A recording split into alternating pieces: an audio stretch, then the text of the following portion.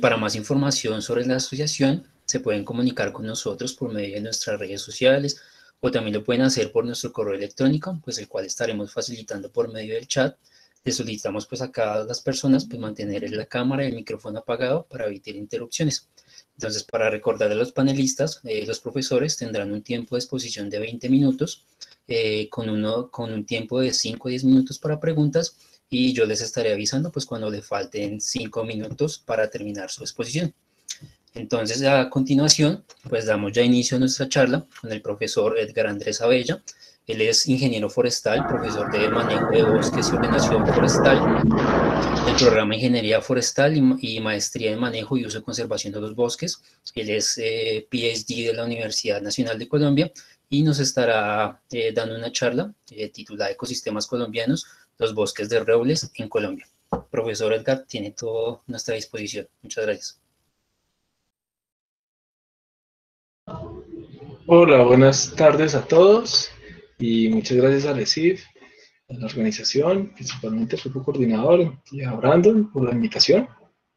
Les voy a dar una charla relacionada con los bosques de roble en Colombia, que es un ecosistema forestal muy afín a la región latinoamericana, aunque la distribución más septentrional, es decir, más al sur, es Colombia. En Centroamérica hay una identidad ecosistémica y cultural alrededor de estos robles, de estos bosques. Entonces, me voy a permitir compartir la presentación.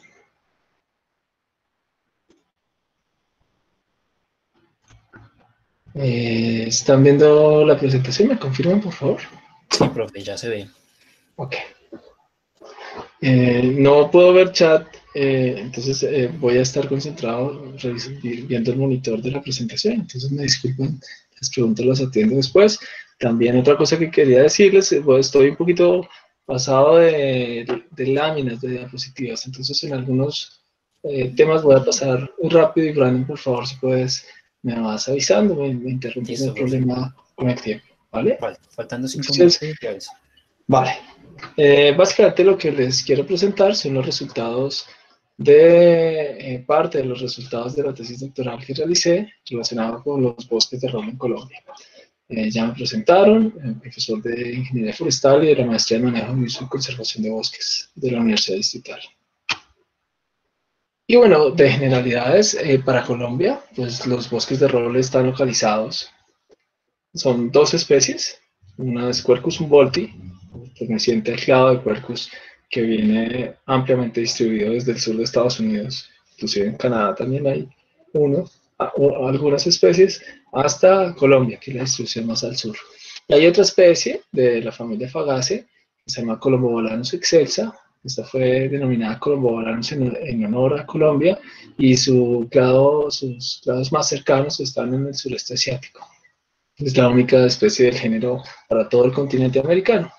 Y lo que ven acá es que están distribuidos siempre en los macizos montañosos, en los tres ramales de la cordillera de los Andes, que se abren tres para Colombia. Nosotros la denominamos cordillera occidental, la cordillera central y la cordillera oriental, más reciente. Y ahí hay distribución tanto de Quercus como de Colombobalanus. En Colombia, es decir, en el norte de Sudamérica, Quercus es un inmigrante relativamente reciente, máximo 500.000 años antes se establece la paleocología que se registran las primeras evidencias de polen de Quercus en Sudamérica.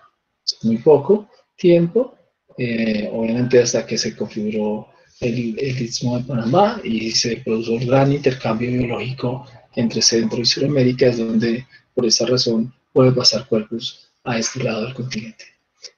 Varias especies descritas, pero una sola aceptada desde 1942, Quercus humboldti, solamente está en el sur de Panamá y en Colombia, con un amplio grado de distribución altitudinal, desde los 700 metros hasta los 3.400 metros de altitud, una distribución relativamente alta, y latitudinal desde los 8 grados norte hasta cerca del Ecuador, en el grado 1. Para Colombobalanus es recientemente descrito en el 79, hace apenas 40 años, y se declara como un hallazgo inesperado. Es un género monotípico, como les decía, endémico, y muy primitivo, mucho más primitivo que Quercus.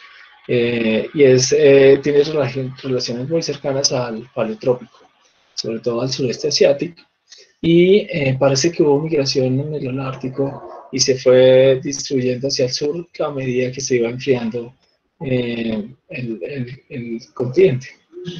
Esa tiene una distribución más, lo denominamos en Colombia como en la región cafetera, en la media montaña, desde los 1000 metros, 1200 metros de altitud hasta los 2000 metros. Y esto es básicamente para Quercus, pues ustedes lo conocen muy bien en el continente americano, pues su gran distribución está en el sur de México. En México hay 160 especies de Quercus. Hay una buena cantidad de especies en Estados Unidos también, más o menos 90 especies. En Canadá hay 4 especies descritas y empieza una segregación de la riqueza o de la diversidad de especies de Quercus hasta que en Colombia solamente tenemos una.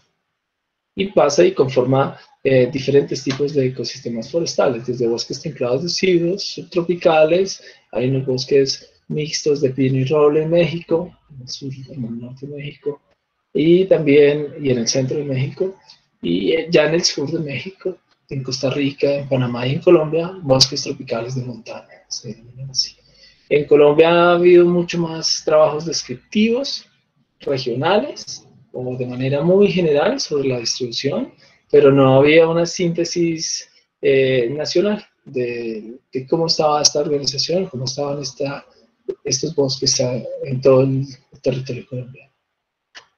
Como son unos representantes muy importantes de los ecosistemas forestales andinos de la región andina, donde más se concentra la población en Colombia y donde más, uno de los ecosistemas que más se ha transformado, el primero es el bosque seco y seguidamente son los bosques andinos, los ecosistemas que han sufrido alrededor del 60% de su transformación. Estos robledales pues prestan servicios ecosistémicos muy importantes para las comunidades locales y para la sociedad. Ha tenido una historia de explotación forestal intensiva, pero también seguidas unas historias de vedas al aprovechamiento. Y aunque no ha sido tan efectiva esa veda, se presentan todavía procesos de degradación continua.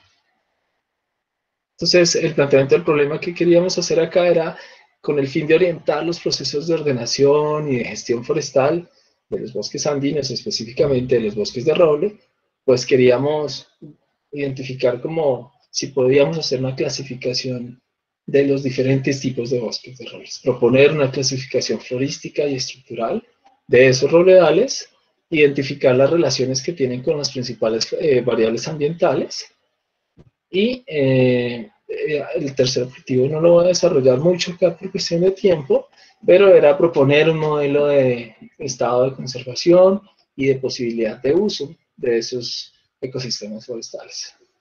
Entonces, lo que les acabo de decir, los objetivos eran caracterizar los bosques de roble, según su composición florística y estructura, establecer la clasificación ecológica, definir las relaciones con patrones de esos patrones con algunos robledales de Centroamérica, principalmente Costa Rica, y bueno, dar lineamientos de gestión.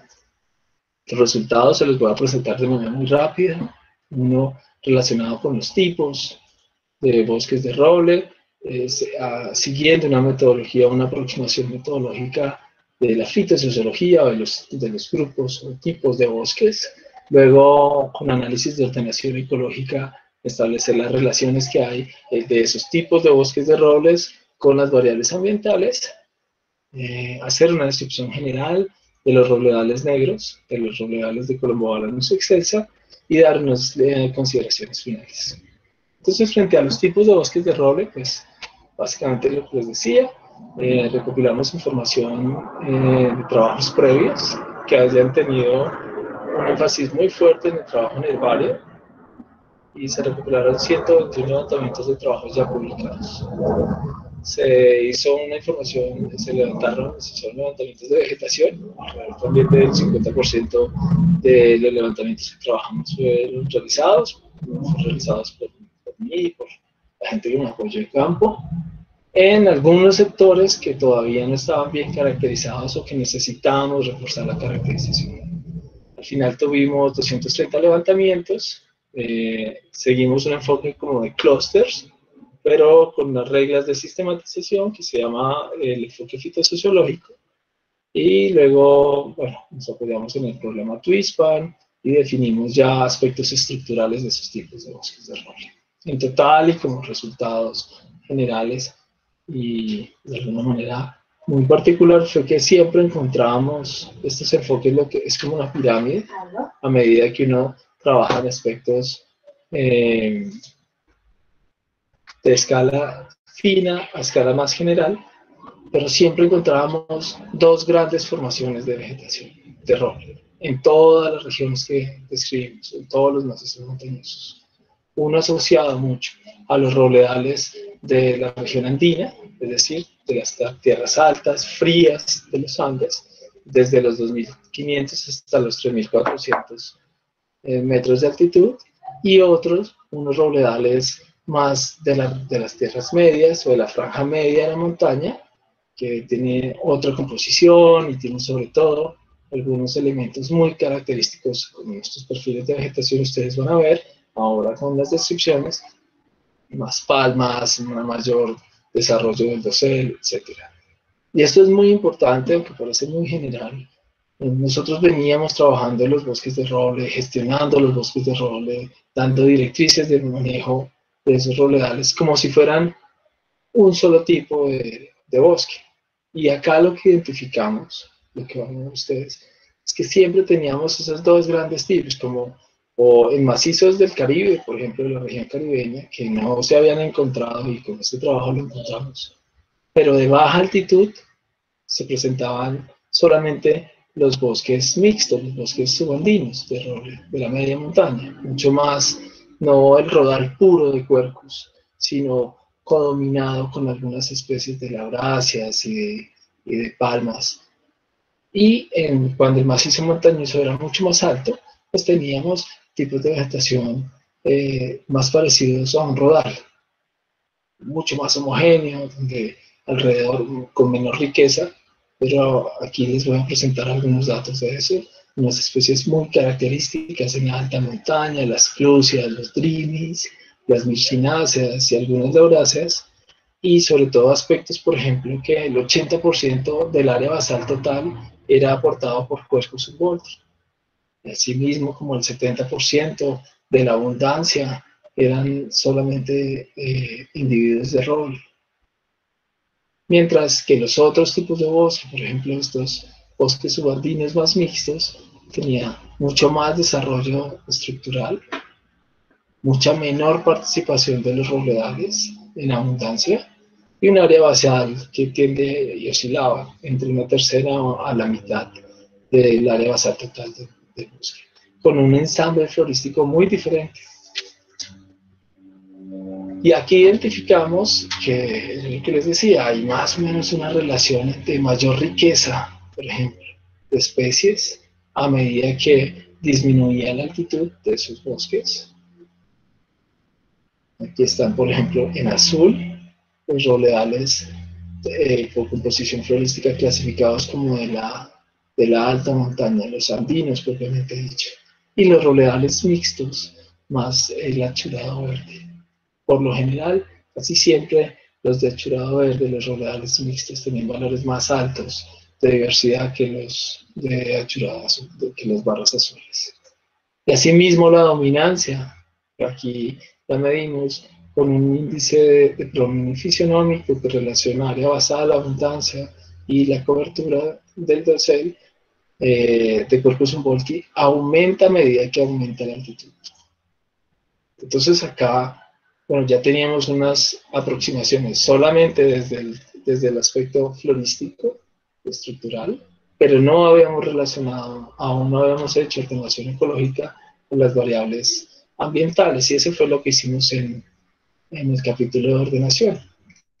Partíamos grupos con el set de datos que teníamos y decíamos, bueno, este grupo puede ser, vamos a tener en este caso 52 levantamientos, los repartía en dos grupos, los robledales andinos, los subandinos, lo pasábamos por una prueba multivariada de validación de los grupos a priori, se llama Multi-Response Procedure, Y estos son los índices, unas diferencias significativas y un valor referente importante de la fuerza de los grupos, de la coherencia dentro de los grupos.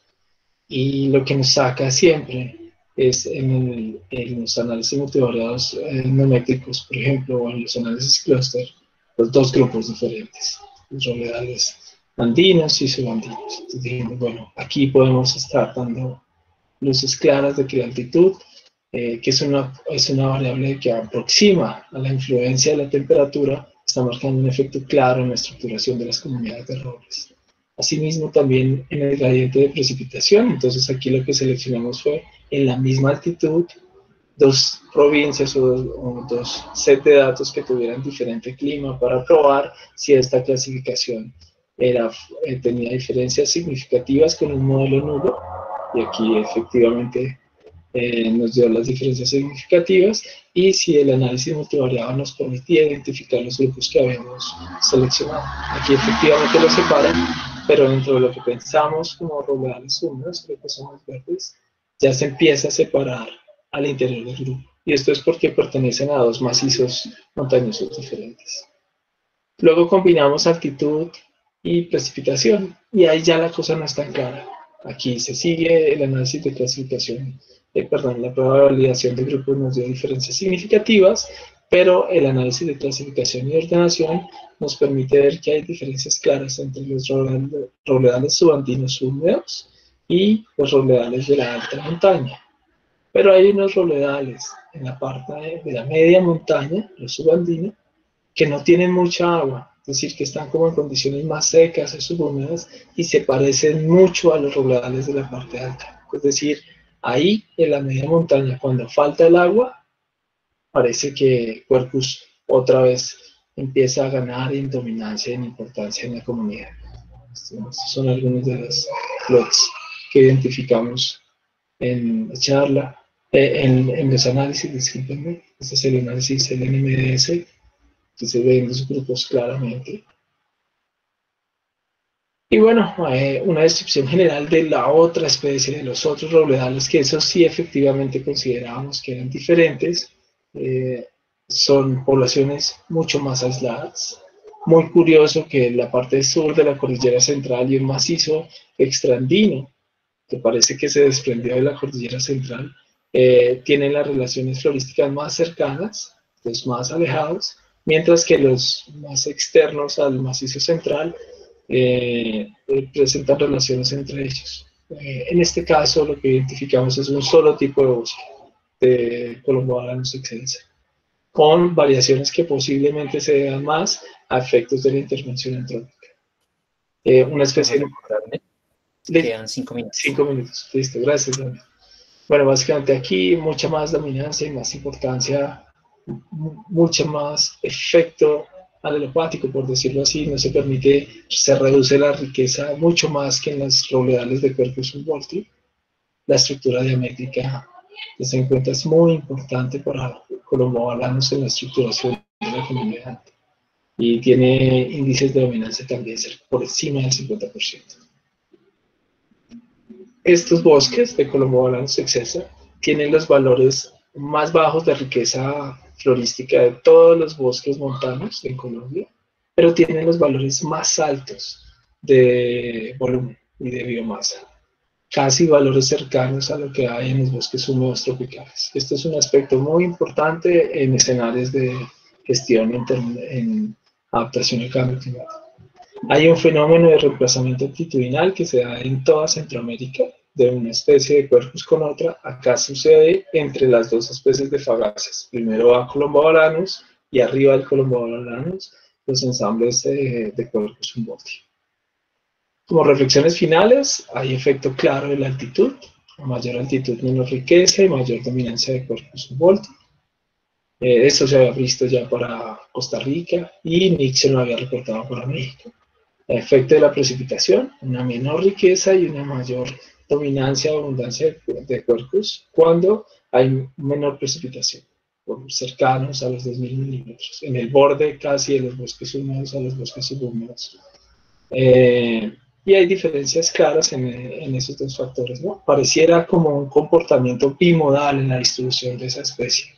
Y ahí, citando a Whitaker, dice que cuando hay un comportamiento bimodal, es posible que uno pueda pensar en la existencia de diferentes ecotipos. Eso ya da luces en el manejo y en el posible trabajo de mejoramiento genético alrededor de esta especie.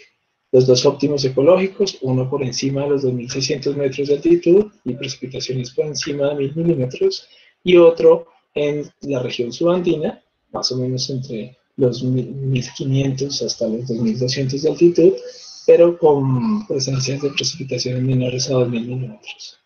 Eso se llama como, hay un desplazamiento del óptimo fisiológico.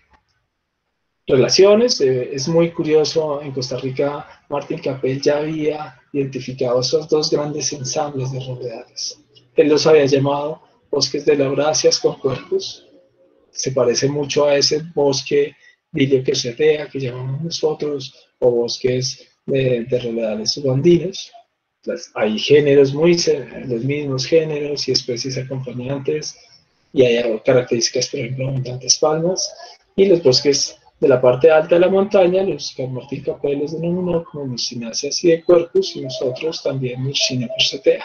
Hay una similitud muy alta entre estos dos tipos de bosque, inclusive comparten especies, independientemente, por ejemplo, está Speromeles budetianum, Cavendicia, Matliania, Timix, especies ya como muy cercanas a la transición con su padre.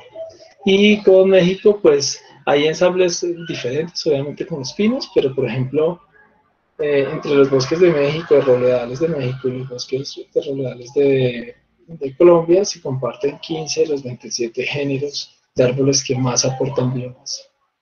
De manera general, esto no lo alcancé a mostrar, pero los roledales tienen una alta importancia cultural y social para las comunidades campesinas. Hay un promedio de 20 metros cúbicos al año que necesita una familia para utilizar nuestros bosques, y se necesita un enfoque entonces de conservación integral y de gestión compartida entre comunidades que son los dueños de los bosques, la academia y las instituciones que regulan su uso. Se necesita, bueno, ampliar el enfoque de gestión a un enfoque sobre todo a escalas de paisajes, y más o menos dar luces sobre todo hacia el uso doméstico de estos bosques. Relacionado con Colombobalanus excelsa, hay una singularidad biológica muy importante, hay un alto interés científico para determinar filogenias y fitogeografía de esta especie de Fagácea. Es prioridad en los procesos de domesticación a escala mundial por la gran acumulación de biomasa que tienen estos bosques.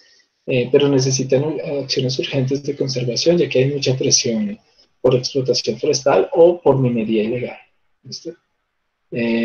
Todo está en una publicación disponible en línea, en Colombia Diversidad Biótica 15. Se puede descargar todas las publicaciones, y bueno, mil gracias a ustedes por la invitación. Muchas gracias, profe, a usted por su tiempo. Le agradecemos mucho por la disposición, por compartir con nosotros pues este conocimiento tan valioso. Entramos en un momento de preguntas. Por si alguna persona que está presente tiene alguna pregunta, por favor, enviarla al chat, pues para poderla resolver y pues poder solucionar esas dudas con respecto a la exposición.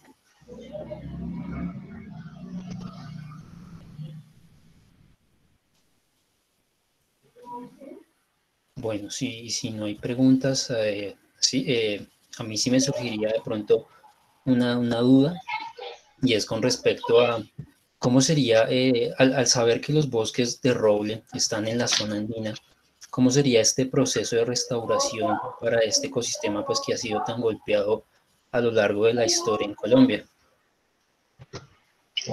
Hay un enfoque, Brandon, que se denomina ahorita enfoque de restauración a escala de paisaje. Y es bien importante arrancar. Yo creo que toda iniciativa de restauración de los bosques andinos debe partir desde ahí.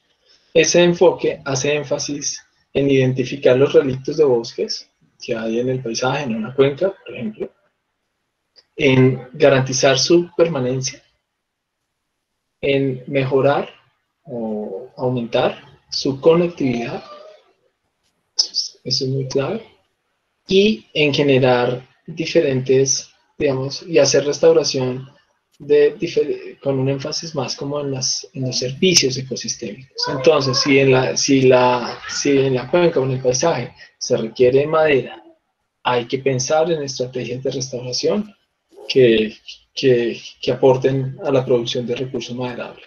Pero también, si se necesitan áreas de protección de márgenes hídricas, hay que establecer una estrategia específica de esto.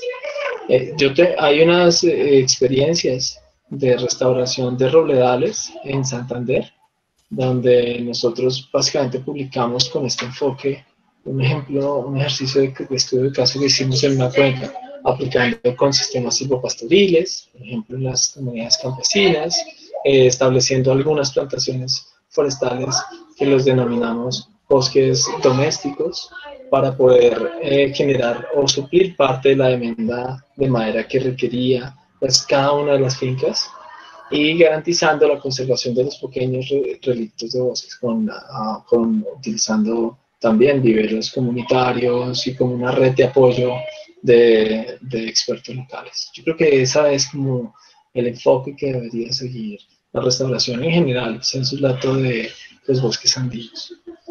Vale, profe, muchas gracias. En este punto también podemos abrir los micrófonos si hay alguna pregunta. Vemos que hay una pregunta en el chat. Me voy a permitir leerla. Dice, Andrés hace referencia a la domesticación de la especie Colombolobalanus, perdón. ¿Qué adelantos hay en este tema? Mínimos, Miguel Ángel, ¿sabes? Es muy triste pues que esta una especie tan singular, endémica si uno no se puede dar el lujo de endémica para el continente, ¿no? Y resulta que solo está en Colombia. El familiar más cercano está efectivamente en el sureste asiático, pero aquí no conocemos ni siquiera el tipo de semillas. Discúlpame un momento, ¿sí? No conocemos ni siquiera el tipo de semillas y de producción de semillas que hay en, en Colombia. Hay solamente una tesis de maestría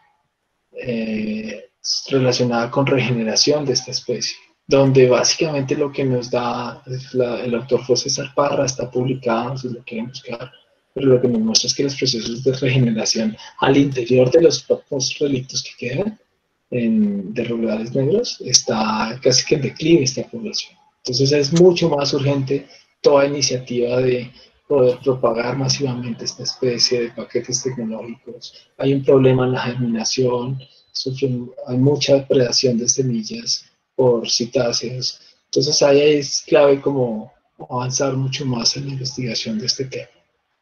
Y a mí también me sorprendió que a escala mundial haya sido uno de los clados priorizados para domesticaciones. Muchas gracias, profe. ¿Hay alguna otra pregunta? Si quieren pueden abrir sus micrófonos y hacer la pregunta.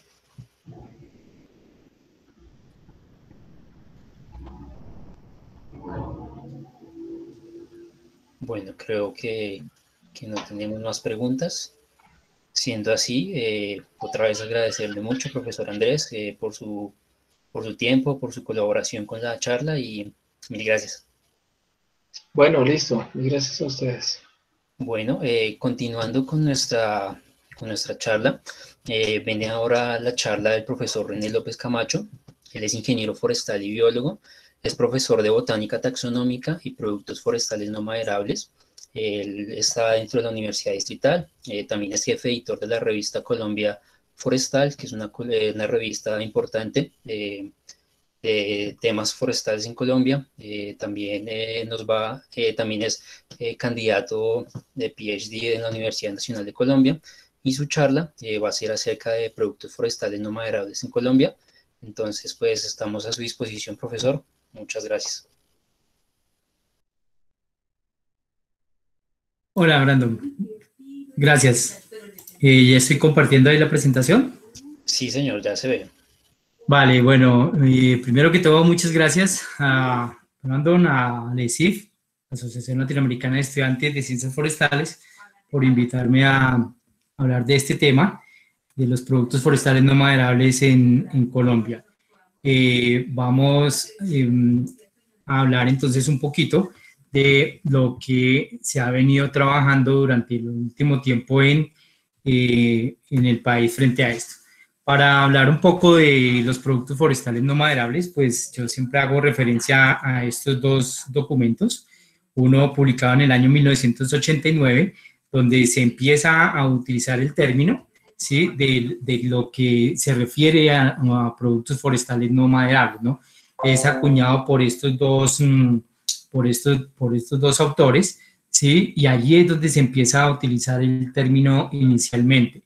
Ya posteriormente, hacia el 2005, está la evaluación de los ecosistemas del milenio, que ya empieza a hacer una síntesis porque no se tenía muy claro cuál era el alcance o los límites donde se trabajaban los productos forestales no maderables, ¿cierto? Y entonces acá se empieza a hablar ya básicamente de lo que son los regalos de la naturaleza, ¿sí? Y lo que concierne efectivamente o propiamente a los productos forestales no maderables. Es importante anotar, digamos, que existen una gran cantidad de definiciones frente a estos términos, ¿sí? Y, digamos, cada país adopta una definición porque algunos países, por ejemplo, incorporan la carne de monte como un producto forestal no maderable, ¿sí? Entonces son definiciones que se acoplan, digamos, a los objetivos o características en cada uno de los países. Bien, entonces tenemos que tener en cuenta, digamos, este marco de los servicios ecosistémicos, porque antiguamente se hablaba de productos, algunos de los servicios ecosistémicos, perdón, se enmarcaban dentro de los productos forestales no maderables. Este es un tema que ha empezado a tener pues gran trascendencia frente a todas las profesiones que estudian los bosques, no solo los biológicos, los ecológicos o en este caso de los forestales, sino que han tenido los economistas y los antropólogos que han empezado a indagar sobre esta temática, ¿no? Esto es una muestra, digamos, de algunos de las publicaciones que se trabajan a nivel mundial. Y pues deja ver, por ejemplo, la importancia de estos productos, ¿no? Ya se empiezan a abordar aspectos ecológicos para la sostenibilidad de estos productos o aspectos económicos o cómo, por ejemplo, estos productos ayudan a reducir la pobreza en varios de los países. Entonces es un aspecto súper clave para trabajarlo en los diferentes países. Bien, la FAO también ha identificado, digamos, estos productos, no solo, digamos, de la importancia como otros productos que se obtienen de los bosques, sino que realmente lo ven también como un potencial que permita fomentar la seguridad alimentaria a través de estos productos, ¿no? Entonces la FAO ha empezado a darle mayor relevancia y, digamos, desde los últimos 30 años han empezado a profundizar sobre los productos forestales no maderables, ¿no? Y no solo por la seguridad alimentaria, sino porque también se ha visto que mediante la gestión de estos productos se logra unos aspectos de conservación de los bosques, se logra mejorar, digamos, la generación de ingresos y pues lo que ya hemos tocado, la seguridad alimentaria. Bien, acá hay una definición que es la que se emplea o la que más se utiliza a nivel mundial, que es la de la FAO. Importante comentar que para Colombia se está adoptando una definición y que se centra básicamente en especies de origen vegetal, pero se incluyen allí los hongos también, ¿no? Entonces, eso hay que tenerlo en cuenta para cuando se estén analizando diferentes estudios. Tienen una importancia mundial, aquí hay algunos ejemplos, no me voy a detener en todos ellos, pero para mostrar, digamos, el potencial que tienen estos productos. Uno de los más importantes es lo que se obtienen de las fibras del género Calamus, es una palma y es lo que conocemos con el nombre del ratán, ¿no? Que es bastante empleado por los chinos y varios países asiáticos. El aceite de argán, que es exportado por Marruecos y que ha generado, es digamos, uno de los productos que mayor ingreso genera al Producto Interno Bruto de Marruecos, ¿no? Allí los marroquíes han empezado a trabajar, digamos, estos bosques, ¿no? En África se trabaja una corteza que es empleada como anticancerígeno para combatir, digamos, el cáncer de próstata, que es originada de una corteza de un prunus. Entonces son algunos de los ejemplos que se tienen a nivel mundial, ¿no? A nivel del latinoamericano, pues varios conocemos el caso de la nuez de Brasil, el Bertholletia excelsa. Bien. O lo que pasa, digamos, a nivel de Chile, ¿sí? Ya con las semillas de pinus, ¿sí? O en mismo Brasil con el azaí o el naidí, ¿no? Entonces, es mostrar, por ejemplo, aquí a la izquierda, en la parte superior, como el volumen de exportaciones de productos forestales no maderables en Chile, pues se ha incrementado y ellos ya tienen también una agenda pública para el desarrollo de los productos forestales no maderables. Entonces, ese es un tema que está calando bastante en varios países. ¿Qué ha pasado en Colombia?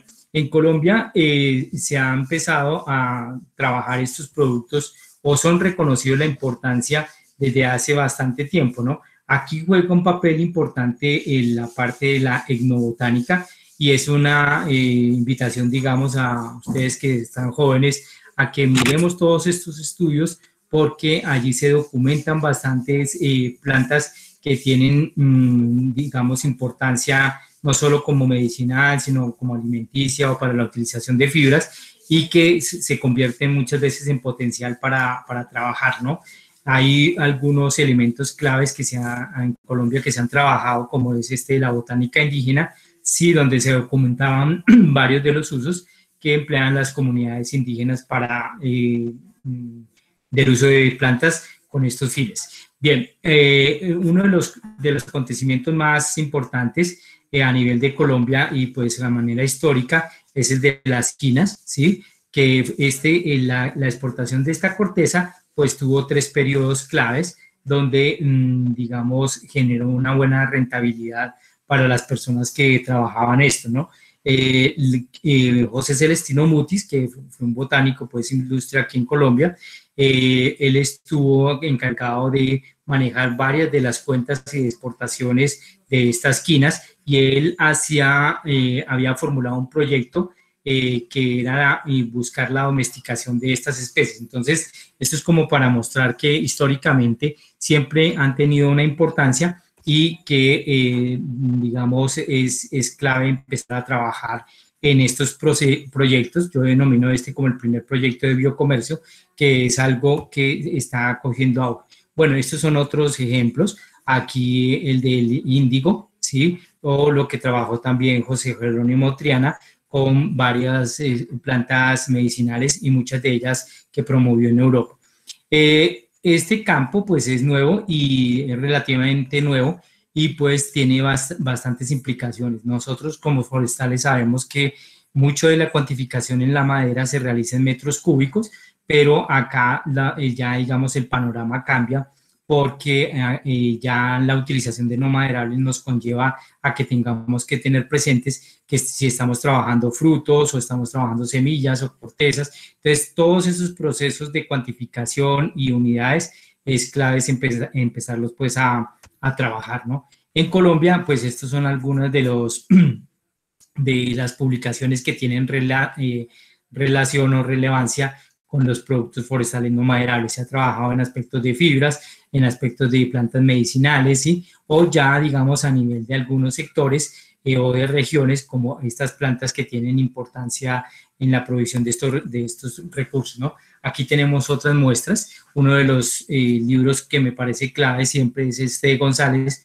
del 2003, donde empieza a hacer la documentación de estos productos en Colombia, ¿no? Hoy se tienen algunos más centrados, como es el caso de estos estudios que ha adelantado el Instituto Amazónico Sinchi frente al azaí, ¿sí? O algunos que se adelantaron en su momento con la División de Biocomercio Sostenible del Instituto Humboldt. Bien, nosotros hemos empezado a trabajar varios de estos productos en algunas corporaciones o algunas regiones, como es de productos forestales no maderables de Corpo Chibor, ¿sí? Donde allí documentamos varias especies y se dan algunos lineamientos y se identifican algunas plantas que son potenciales para trabajar a nivel, digamos, de la corporación, ¿no? Está este de 100 plantas del Caribe colombiano, ¿sí? Que lo denominamos usar para conservar, y documenta, digamos, varios de los usos como no maderables de varias especies del Caribe colombiano. Aquí hay algunas que han empezado a tener importancia, como es el caso de lecitis, una nuez que se está empleando y que para la extracción de un aceite en la parte cosmética, uno de los potenciales. Bien, ¿por qué es interesante este campo de los no maderables, no? Porque involucra muchos aspectos, como les comentaba, no solo lo ecológico, sino lo económico, lo tecnológico, lo social y lo político, ¿ya? Entonces, para Colombia, nosotros estamos trabajando, o hemos trabajado, digamos, una publicación donde definimos 12 puntos claves que son importantes para lograr el desarrollo de los productos forestales no maderables. Esta publicación, pues, la compartiremos y estará disponible en red. Estamos afinando ya los últimos aspectos. Ya, digamos, acá se hablan de esos 12 puntos y en esta publicación hemos dividido en 4 capítulos, haciendo una parte histórica, otra de un recuento normativo de lo que se ha trabajado en Colombia históricamente y por corporaciones para hacer la regulación, ¿no? Y es una base, este documento, para la nueva resolución o nueva normatividad que está desarrollándose al interior del Ministerio del Ambiente y de la cual hemos participado para poder hacer, digamos, todo el decreto que reglamenta la utilización de estos productos. Es algo que es en lo que se ha avanzado frente a esto. Resaltar también, digamos, la importancia que tienen estos productos. Hoy se habla mucho de la bioeconomía, ¿sí? Y fue un punto clave, digamos, en el IUFRO el año pasado, donde ya los no maderables entran, digamos, a jugar un papel más protagónico en la economía, y hoy se está viendo, digamos, el papel que juegan como en la provisión de alimento, de medicina, ¿sí? E incluso en el valor cultural, un aspecto que pues es una invitación a que se trabaje porque ha sido, digamos, muy dejado, y digamos, el mostrar la parte o la identidad cultural que tienen estas plantas, porque no es solo, digamos, desde la provisión de medicina o alimento, sino hay especies que tienen una importancia cultural grande y que se está perdiendo, digamos, ese conocimiento, ¿no? Bien, y este enfoque de la bioeconomía, pues lo que permite es buscar que haya unos menores impactos ambientales, ¿cierto? Y lograr un desarrollo económico mediante una gestión basada en este tipo de productos. Entonces, la bioeconomía y los productos forestales no maderables, pues van a tener, digamos, una importancia grande. Mañana casualmente hay un evento a nivel en Europa donde se está definiendo todo este contexto de los no maderables y la bioeconomía, ¿no? Entonces, es mostrar, y es algo que tenemos que empezar a trabajar a nivel latinoamericano.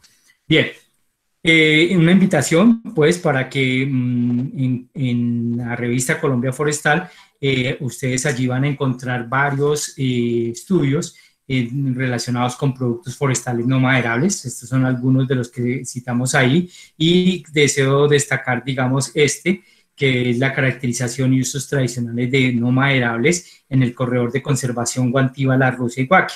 Pues esto como aportando a la charla que nos presentó el profesor Andrés Abella, de la importancia, digamos, de los robles, ¿no? Entonces, en este estudio se muestran, digamos, la importancia de varios productos forestales no maderables dentro de estos bosques de roble, y lo que comentaba el profesor Andrés, que es clave, el lograr, digamos, tener esa diferenciación de bosques de roble y no verlo como uno solo, sino que hay diferentes tipos. Eso también nos va a ayudar a entender más el manejo de estos productos, ¿no? Bien, entonces en esta revista pues encuentran, digamos, algunos aspectos demográficos que se han trabajado de algunas palmas que sirven para la provisión de productos forestales no maderables. En algunos casos se utiliza el follaje, en otros casos se utiliza para la fibra, para la realización de artesanías, ¿sí? Entonces es clave pues que consulten estos documentos. Y acá he tomado 4 o 5 diapositivas de unos estudiantes de forestal que vienen trabajando con productos forestales no maderables obtenidos a partir de Quercus humboldti, esta especie que ya nos mostró la importancia del profesor Andrés Abella. Ellas son Durani Carreño, Paula Porras, Natalia Ramos, Laura Romero y Natalia Clavijo. Entonces, es mostrar como esa otra importancia de que los bosques no son solo madera, sino que se pueden obtener algunos otros productos, ¿no? Y acá, digamos, hay algunas síntesis de algunos productos que se pueden obtener de estos bosques de roble. En estos bosques de roble se ha identificado, por ejemplo, el uso de esta especie como colorante, ¿sí? O para la obtención de taninos, que tuvo una importancia también histórica y que es importante volverla a rescatar, porque estos productos se pueden utilizar tanto en la parte cosmética como, digamos, en la parte industrial, ¿no? Aquí hay algunos, digamos, de los usos que presenta esta especie como no maderable, como medicinal, como alimenticio, como perdón, la corteza en los procesos de curtiembre. Y un aspecto clave que en México, no sé si hay algunos estudiantes que estén acá de México, es importante, por ejemplo, como sustratos para la obtención de hongos. Sabemos que allí en México estos productos son claves, ¿no? Bien, estos son algunos de los... Profe, ¿sí? 5 minutos. Perfecto. 5 minutos. Estos son algunos productos de interés, ¿sí? Que se están trabajando. Ya repito, pues los créditos a las estudiantes de Forestal que han hecho estos productos. Esto es unas tortas basadas con los nueces o la bellota, pues del quercus. Un potencial que tiene es en la taninoplastia, ¿sí? Para alisar el cabello, o bebidas, digamos, como el café o algunas aromáticas que se pueden obtener. Importante recalcar que, como bien comentaba Andrés, las diferentes especies que hay de quercus tienen importancia como no maderable, ¿no? Sabemos que, por ejemplo, el corcho es obtenido, digamos, en países del Mediterráneo, principalmente Portugal, que es el exportador de quercus suber, ¿no? O estos productos que se obtienen de quercus alba. Bien, en Colombia, pues estos son algunas especies que son importantes dentro de los bosques de roble. Este es el Vaccinium meridionale, el famoso agraz, ¿sí? Que es como nuestros arándanos, ¿ya? Y que ha tomado, digamos, hoy un auge importante para la provisión o generación de beneficios económicos a las comunidades que habitan en los bosques de roble, ¿no? Otro, digamos, especie importante es algunas fibras que se obtienen del bejuco philodendron. No traje la diapositiva acá, pero en el cual identificamos, por ejemplo, la importancia que el quercus, el colombobalanus o trigonobalanus que comentaba el profesor Andrés, es un importante hospedero para el desarrollo de este bejuco, ¿no? Entonces, una invitación pues a trabajar en estos productos y a identificar en cada uno de estos ecosistemas la potencialidad que tienen los bosques para la provisión de estos productos. Eso es como una síntesis. Brandon, muchas gracias.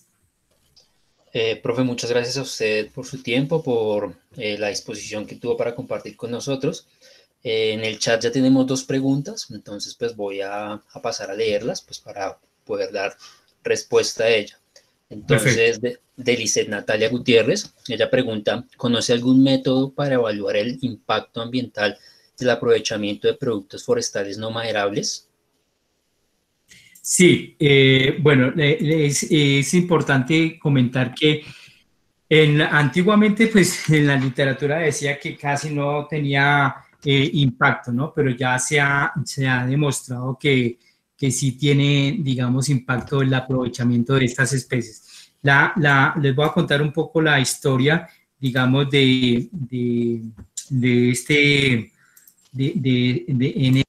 perdón. Voy a volver a compartir acá. Esta especie que les comentaba de Prunus africana, ¿sí? Es una especie que se empezó a utilizar la corteza hace muchos años en países de África, y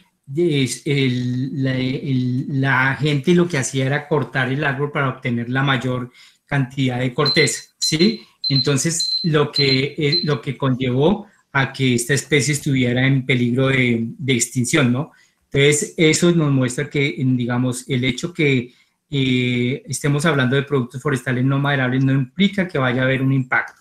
Hay un experimento que, por ejemplo, frente al follaje, que se hizo en México, es desarrollado por unos autores, por Enders y otros colaboradores, donde ellos hacen experimentos haciendo tasas de cosecha, es decir, ¿qué pasa si retiro 4 hojas o 2 hojas o 1 hoja o no retiro ninguna? Y ellos muestran cómo cambia la producción de frutos frente a eso, ¿no? Entonces, sí hay métodos para identificar el impacto de estas especies, pero hay que empezar a hacer experimentos ecológicos de intensidades de cosecha, ¿sí? Entonces, si quieren, les puedo compartir ese estudio o me escriben y les comparto literatura frente a eso.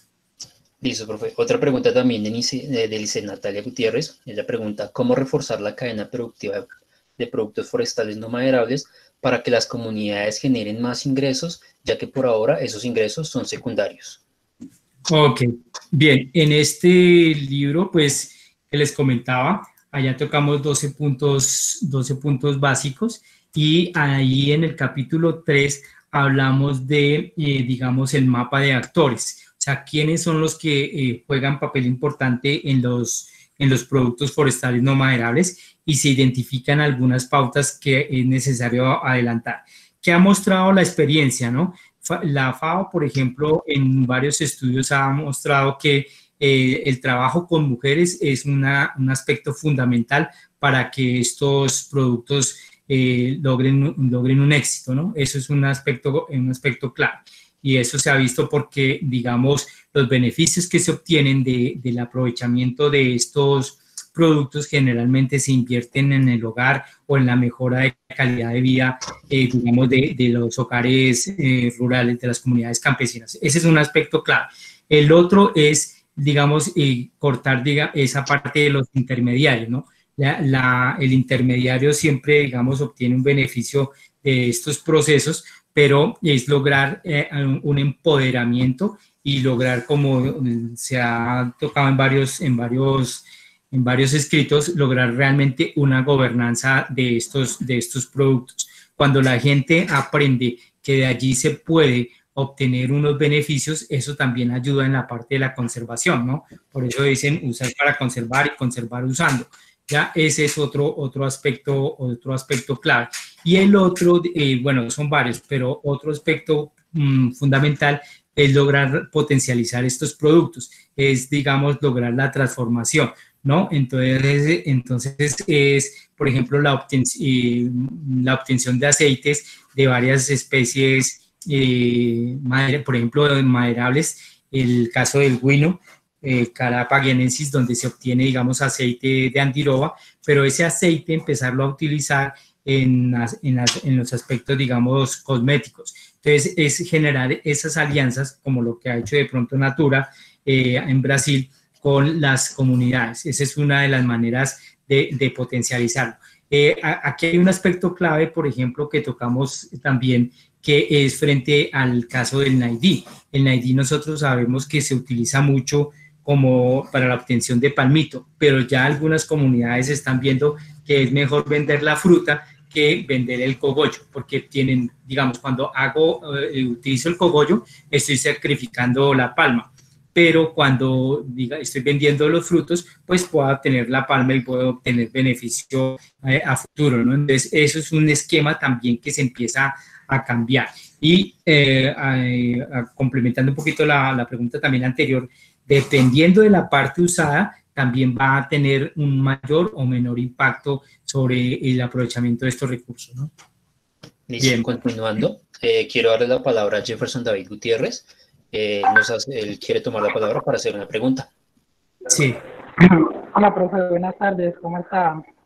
Hola, Jefferson, ¿cómo le ha ido? ¿Qué tal? ¿Bien? Muy bien, sí, señor. Primero que todo, pues saludar a mis compañeros del Semillero de Diversidad Forestal que toman la batuta una vez nosotros dejamos este espacio. Segundo que todo, pues saludarlo en esta ocasión como pues un profesional desde el campo laboral, en esta oportunidad desde la corporación CBA. Profe, quería preguntarle, de hecho, esta mañana tuvimos una discusión con la Coproceguas, como usted conoce muy de cerca esta de aquí en el departamento del Guaviare, y es, una cosa es hablar de productos forestales no maderables desde la academia, y otra muy distinta es plantearlos desde el ejercicio profesional, toda vez que en el terreno hay áreas protegidas, hay zonificaciones, en este caso hablemos puntualmente de zonas de preservación que también de una u otra forma son de papel, pero que sí son bastante restrictivas a la hora de desarrollar cualquier tipo de proyectos. Entonces mi pregunta va dirigida a eso, de forma técnica, ¿cómo podemos nosotros argumentar estas situaciones para poder viabilizar este tipo de proyectos y así favorecer a las comunidades, entendiendo pues que para una comunidad campesina del bosque o es una fuente de ingresos o es un impedimento para el establecimiento de una postura o un cultivo?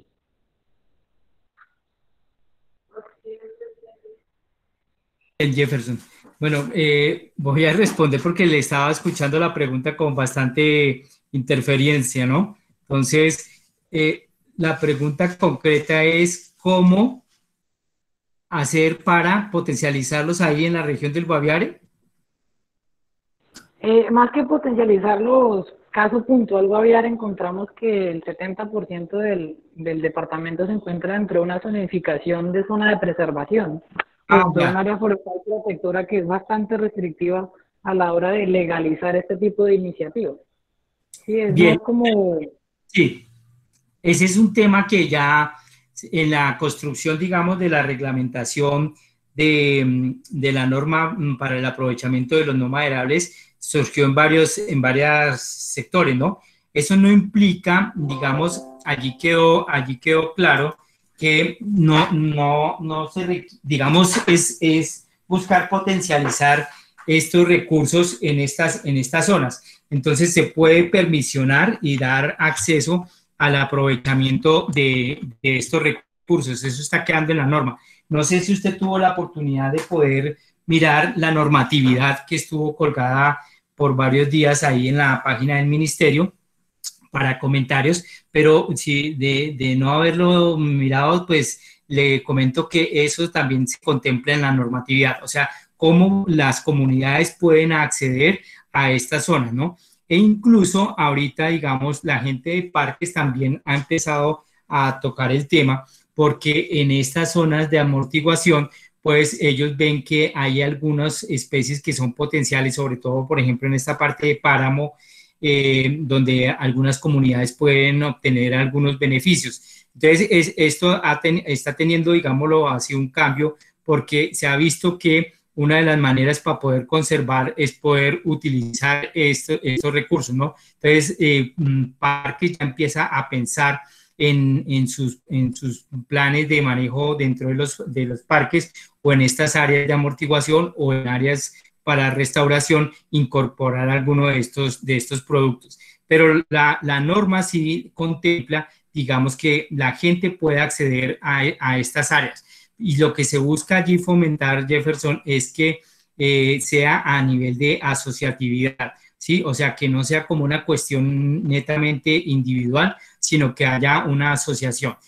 Corpo Amazonía, por ejemplo, ha trabajado una norma también donde busca fomentar la asociatividad, ¿sí? Y buscar potencializar o fomentar más estos productos. Entonces, resumiendo, lo clave ahí es poder lograr asociatividad. Lo segundo es buscar esos digamos, productos que no requieran, por ejemplo, ya una transformación más local y sacar productos más elaborados. Es lo que está, por ejemplo, buscando ahorita en Guaviare con Visión Amazónica, procesos de transformación para el caso del azaí, ¿no? Entonces, esos son algunos del azaí o de la misma canangucha. Entonces, son aspectos que hay que adelantar. Bueno, tenemos espacio para 3 preguntas. Entonces vamos, por favor, profe, un poquito más resumido. Jair Villanueva nos pregunta, ¿cómo se puede orientar para que no sea contraproducente un uso industrial de productos forestales no maderables cuando estos los manejan de forma industrial?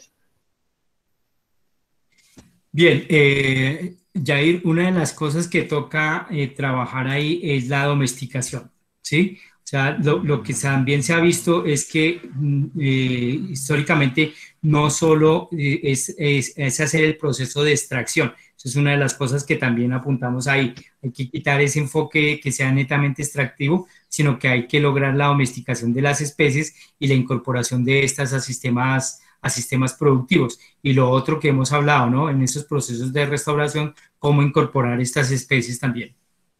Listo. Blanca Aurora Martínez nos hace la siguiente pregunta.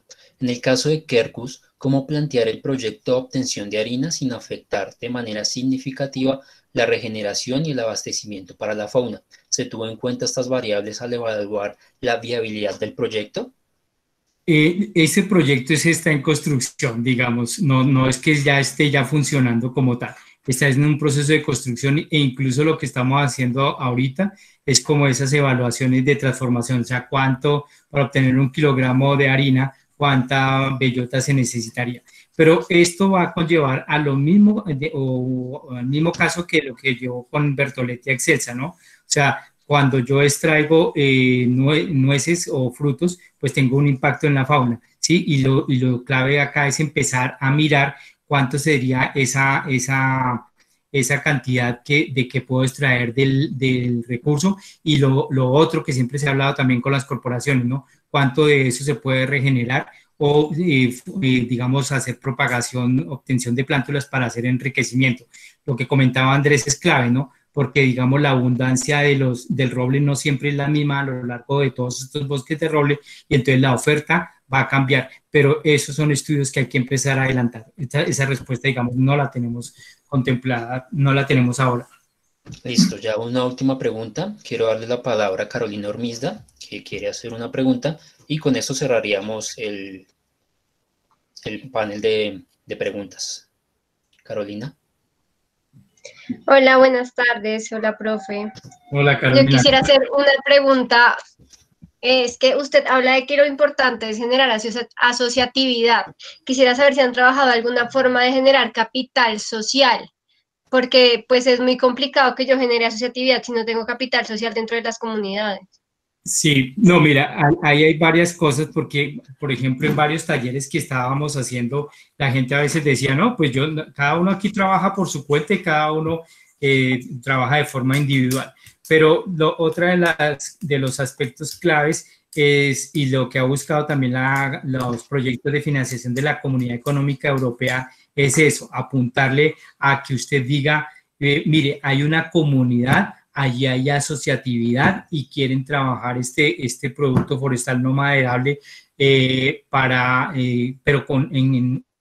bajo ese marco de asociatividad, ¿no? Entonces, ese, digamos, es lo que hay que empezar a trabajar y presentar esas propuestas, ¿no? He visto, por ejemplo, en los últimos meses varias convocatorias en las que buscan a comunidades empezar a trabajar con algún producto, pero bajo esta normatividad.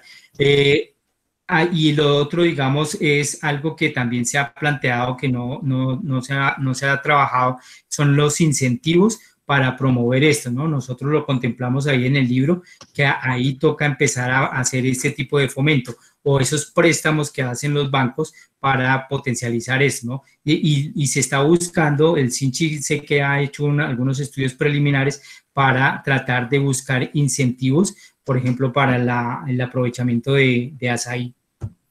Sí, pero una pregunta, digamos que el incentivo para desarrollar asociatividad no puede llegar a cambiar los intereses de las personas, no puede llegar a migrar a que las personas no desarrollen la actividad, no por generar asociatividad, sino porque está ligado a que tienen un interés de un incentivo que se les va a dar.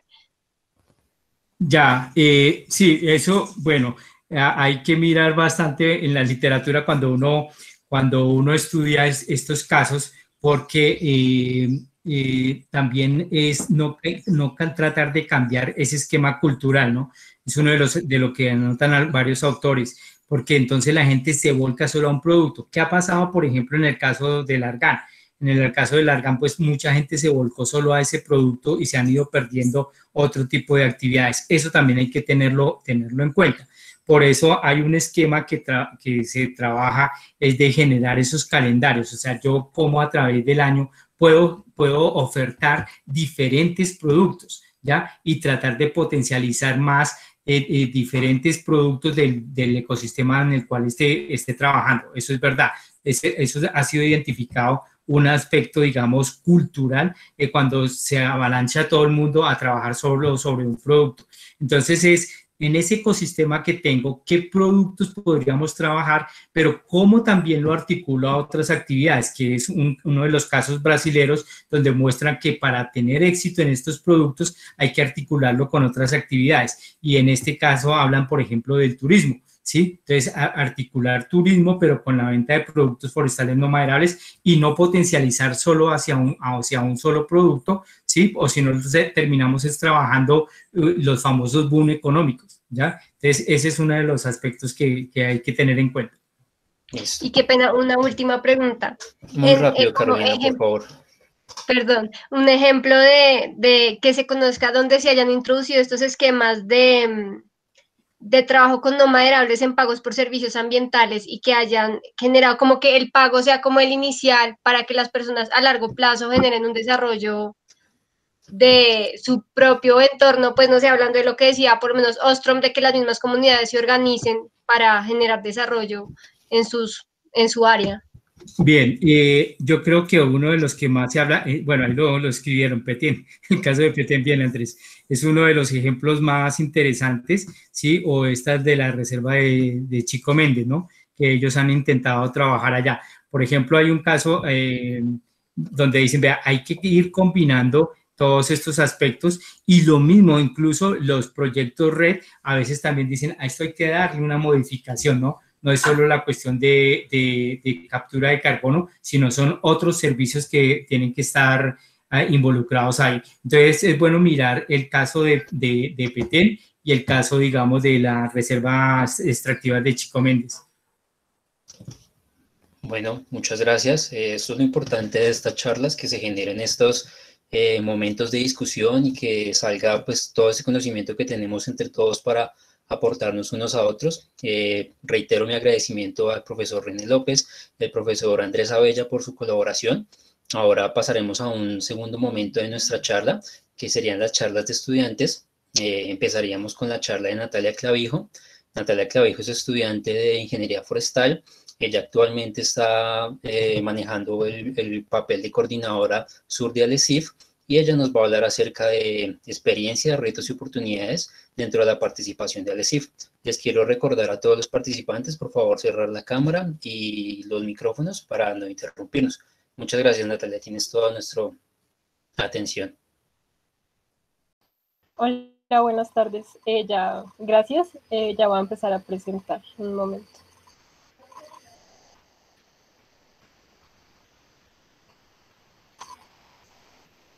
¿Ya se está viendo?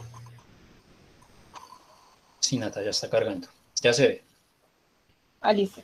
Bueno, muy buenas tardes para todos. Mi nombre es Natalia Clavijo Moreno. Yo soy estudiante de últimos semestres de Ingeniería Forestal de la Universidad Distrital Francisco José de Caldas.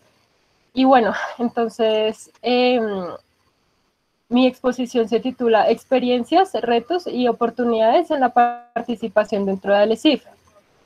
Entonces, bueno, como una parte introductoria, quisiera mencionar el objetivo de la asociación, que es fomentar la integración y participación activa de estudiantes y egresados de diversas instituciones que se dedican a formar profesionales en el campo de las ciencias forestales. Esto, pues, con el fin de generar oportunidades académicas y de desarrollo profesional para el sector forestal de los países latinoamericanos. Bueno, entonces pues ahora voy a hablar un poco como ya de mi experiencia personal. Entonces, ¿cómo comenzó todo? Fue en el año 2017, pues mi compañero Brandon y yo, mediante Facebook, nos enteramos pues de esta asociación y que esta pues tiene un evento que es pues el más importante que se desarrolla actualmente, que es el CLEF, que es el Congreso Latinoamericano de Estudiantes de Ciencias Forestales. Pues en ese año se iba a realizar, se realizó en Perú y participamos bajo la modalidad de ponentes. Pues ya más adelante les voy a explicar qué otras modalidades hay. Entonces, bueno, algo como muy importante que nosotros nos dimos cuenta en todo este proceso es que es indispensable ser parte de un semillero de investigación, ¿sí? Pues todas las universidades tienen estos semilleros y bueno, a partir de esto uno desarrolla distintas investigaciones y esto sirve para ser mostrado en diferentes congresos. Un ejemplo pues es este que es el CLEF. Y también al ser parte del semillero, pues uno puede acceder a la financiación que dan las universidades. Ya para el caso específico de la Universidad Distrital, pues hay dos centros que, digamos que a Brandon y a mí nos ayudaron. Uno es el Centro de Bienestar Institucional, pues todas las universidades cuentan con este centro, entonces pues yo los invito a las otras personas que nos están viendo de otros países u de otras universidades de Colombia a que pues averigüen en este tema para el Centro pues de Bienestar Institucional. Y en el caso también de la Distrital está el CERI, que es el Centro de Investigaciones y Desarrollo Científico, que también tiene una convocatoria anual en donde se da financiación para este tipo de eventos. Entonces, bueno, algo también importante en este proceso es el tiempo. O sea, si uno quiere hacer todo el proceso de financiación y buscar los auxilios económicos, tiene que empezar con un tiempo prudente, alrededor de 4 o 5 meses antes, o incluso pues más, si se puede, de que se presente el Congreso. Digamos, para el caso del CLEF, este se da en octubre, noviembre. Entonces, pues hay que empezar muchísimo antes para que se puedan obtener resultados exitosos en cuanto a estas convocatorias. Bueno, entonces ahondando un poco más en el CLEF, pues tiene como varios pequeños eventos. Uno son pues las charlas técnicas, las charlas magistrales, las ponencias estudiantiles. También está una noche nacional que pues la hace el país anfitrión. Yo tuve la oportunidad de participar en el CLEF de Perú del año 2017 y en el de Costa Rica del 2018. El último que se realizó fue el de Chile, pero pues desafortunadamente no pude asistir. También está la Noche Latinoamericana, en donde cada país participante pues da una muestra pues de lo que es su país. Acá en esta foto pues podemos observar unas chicas organizando su mesa de Perú, y también pues está la gira técnica. Bueno, acá esta es otra foto de una ponencia que nos dio el compañero Renan Santos de Brasil. Y bueno, acá algunas fotos, pues acá pueden observar por las banderas la cantidad de países que participan en este congreso. Esta fue tomada en Costa Rica, también hace parte de la gira técnica de Costa Rica. Esto fue en hoja ancha. Y acá esta foto que fue en el año 2015 en Paraguay. Bueno, ya como continuando, en cuanto a los precios, pues digamos estos, y también las modalidades de participación. Entonces, bueno, una es la ponencia que tiene, no tiene, sino, qué pena, tuvo un costo de $240 en el año 2018 para el CLEF de Costa Rica. En cuanto a los pósters, es de $250 y el estudiante ya participante es de $260. Acá pues me parece muy importante mencionar que esta inscripción incluye el alojamiento y digamos el transporte de la gira técnica, y pues ya esto es una gran ayuda pues para nosotros que somos estudiantes y pues en el momento puede que no contemos con tantos recursos económicos, entonces pues la inscripción ya subsana otros costos. Y bueno, acá ya en otras experiencias, pues quisiera mencionar que en el de Costa Rica, pues fueron varias personas de Colombia. Pues acá están mis compañeros Sebastián Rodríguez y María Fernanda Betancourt. Ellos participaron bajo la modalidad de póster. Pues esta fue nuestra ponencia, la de Brandon y la mía, de análisis fitoquímico de Priora copífera. También también de Camila Forero y Laura Natalia Ramos, de la importancia etnobotánica y medicinal de Erythrina rubinnervia a partir de los metabolitos secundarios presentes, en modalidad de póster también. Bueno, acá de esta compañera Luisa Fernanda Gómez, ella es de la Universidad Nacional de Colombia y pues ella en este congreso nos habló de la caracterización funcional y la dinámica del carbono en un bosque de tierra firme de la Amazonía colombiana. También mencionar el trabajo de las compañeras Valentina Montaño y Wendy Lorenzana de la modelación de las principales operaciones de una presa reforestada en los llanos colombianos y sí. Bueno, y pues sí, entonces las ponencias son, digamos que se distribuyen en varios ejes temáticos. Entonces, pues la idea sería que si ustedes están interesados en participar en el CLEF o sea, del siguiente año que se va a realizar en México, que revisen los ejes temáticos y si tienen alguna investigación, digamos que se ajuste a alguno de los ejes, pues sería maravilloso y muy importante que la mandaran y pues se animaran a participar en este congreso.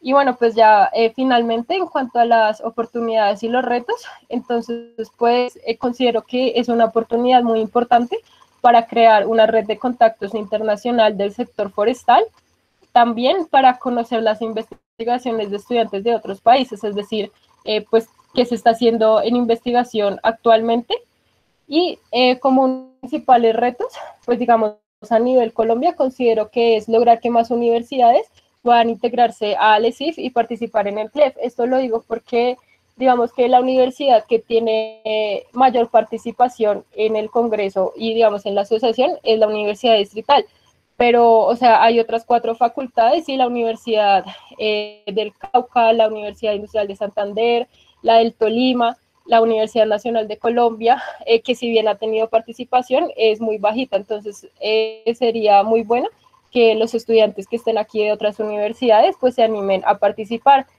Y pues finalmente pues les quiero decir que, o sea, que se animen a participar en el CLEF y, o sea, porque ser parte de ALECIF es una experiencia muy enriquecedora y pues personalmente ha sido una de las mejores que he tenido.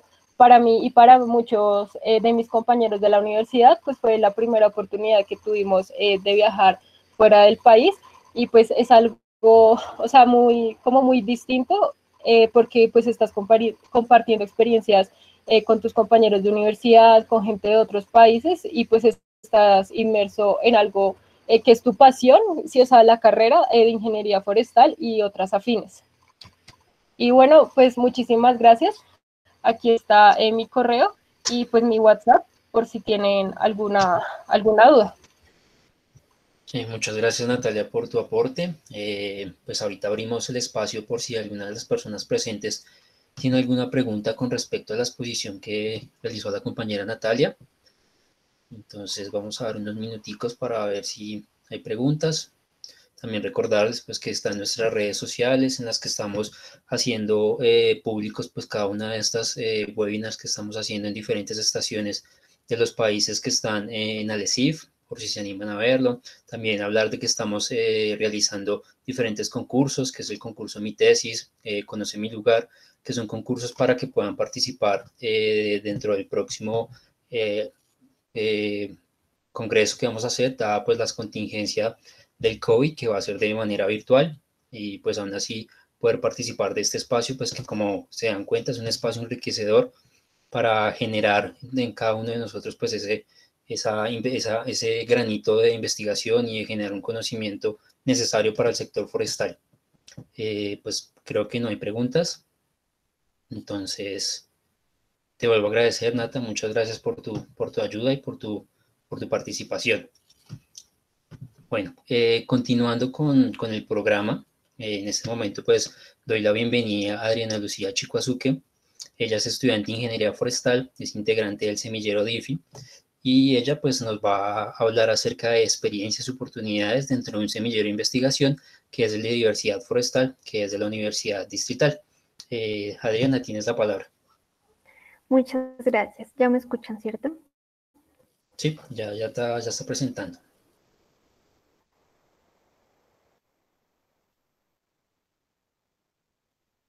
Perfecto. Bueno, entonces esperemos a que cargue la... buenas tardes para todos. Mi nombre es Adriana Lucía, soy estudiante de octavo semestre de Ingeniería Forestal.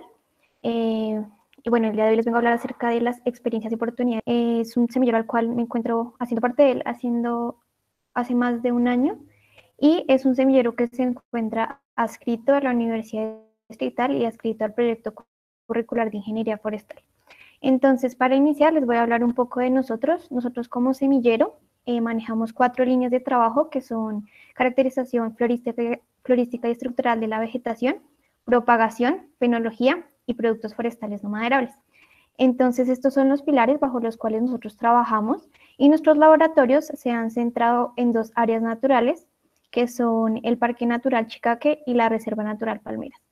El Parque Natural Chicaque se ubica en las cercanías de la capital de Bogotá, en el municipio de San Antonio de Tequendama, en el departamento de Cundinamarca, y la Reserva Natural Palmeras se ubica en el Piedemonte Llanero, en el municipio de Cubarra, en el departamento del Meta. Adicionalmente, todas las muestras que nosotros colectamos en campo son llevadas al herbario forestal UDBC. Allá tenemos un cuarto de secado, que es un lugar donde, valga la redundancia, secamos las muestras y también las ponemos en cuarentena.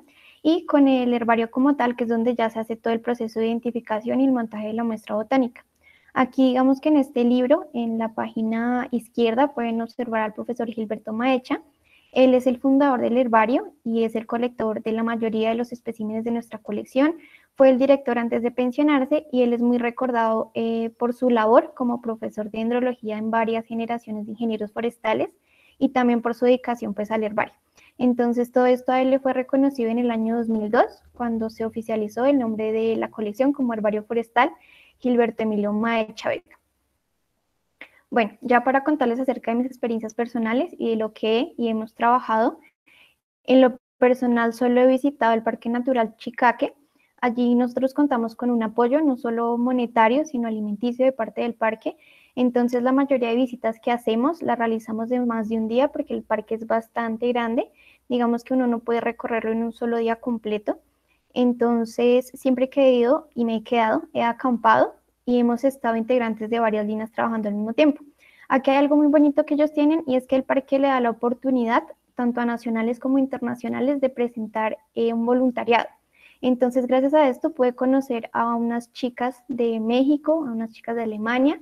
Ellas eran estudiantes y pues ellas nos ayudaban, nos llevaban pues por los recorridos, nos ayudaban con la recolección de muestras y a la vez nos iban contando sus experiencias. Entonces, eso es algo muy bonito que pasa allá.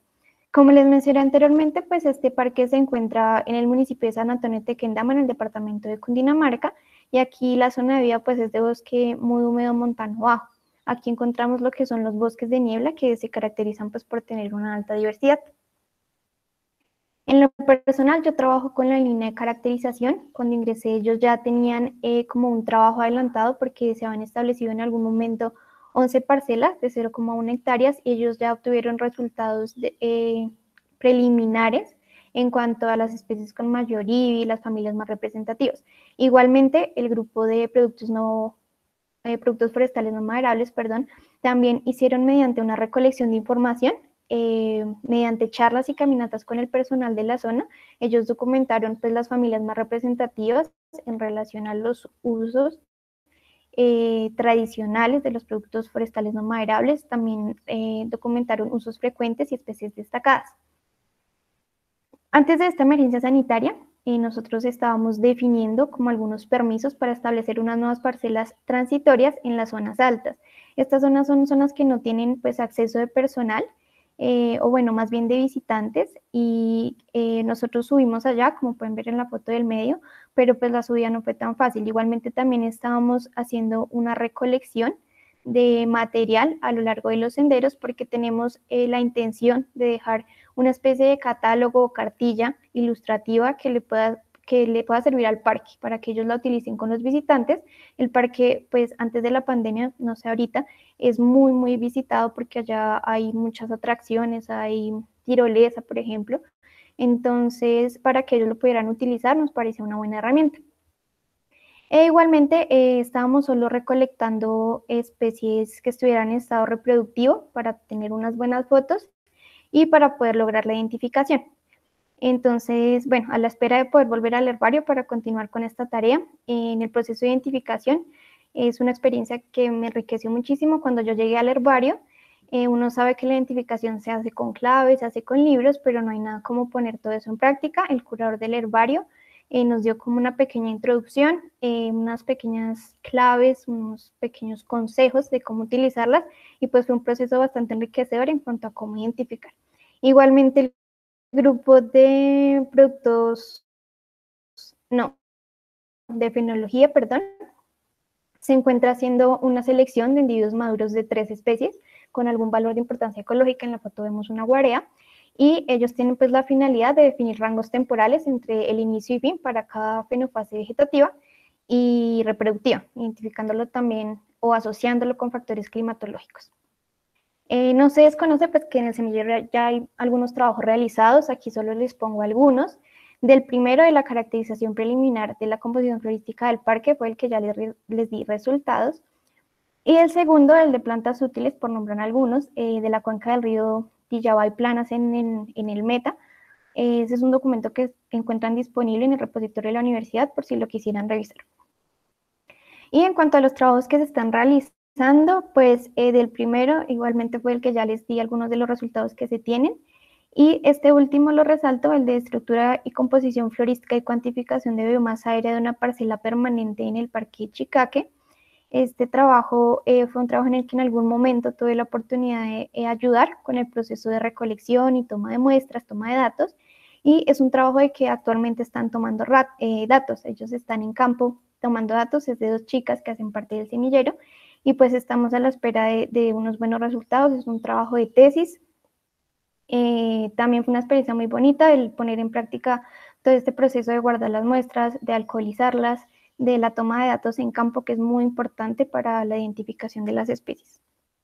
Y bueno, ya finalmente en esta emergencia, nosotros como semillero nos integramos, no sé si algunos se enteraron, a las redes sociales por medio de una realización de charlas virtuales a través de la plataforma de YouTube.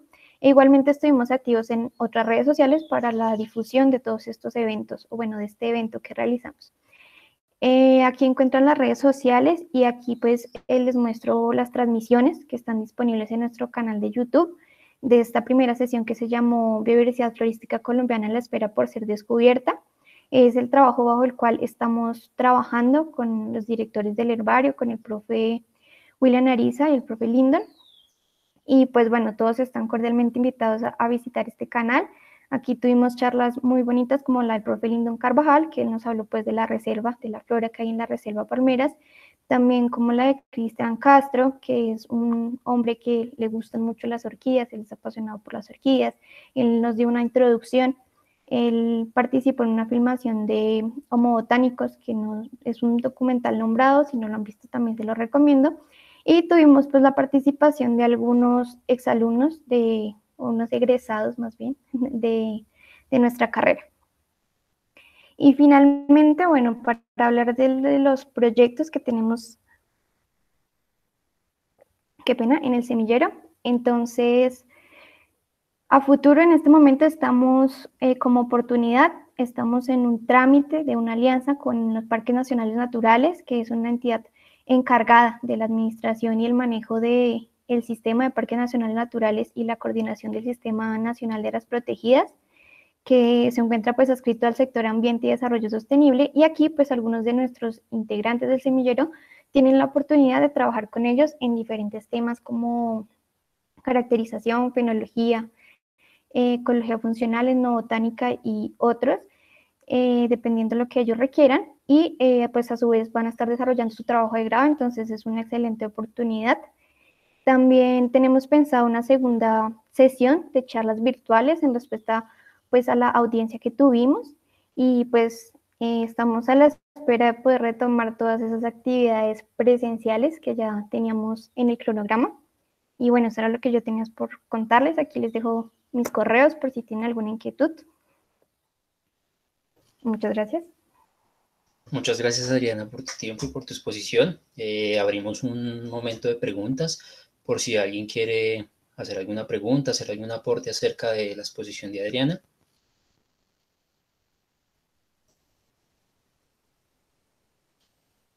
Bueno, parece que no hay preguntas. Te agradezco mucho, Adriana, por tu tiempo, por habernos ayudado en esta charla.